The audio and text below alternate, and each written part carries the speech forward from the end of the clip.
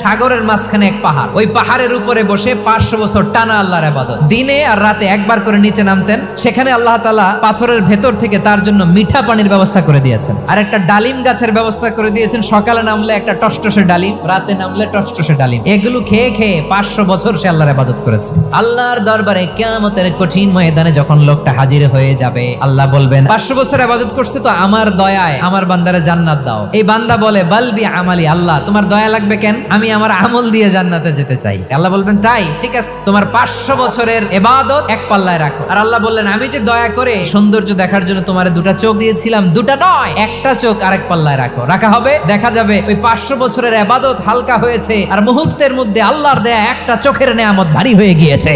ফলাফল দেখো, হিসাব বলে তুমি এখন জাহান্নামে যাবা, যাও এবার জাহান্নামে যাও। এবার লোকটা কাচুমাচু করে বলে আল্লাহ এবার আমি বুঝতে পেরেছি তোমার দয়া ছাড়া দুনিয়ায় কেউ জান্নাতে যেতে পারবে না।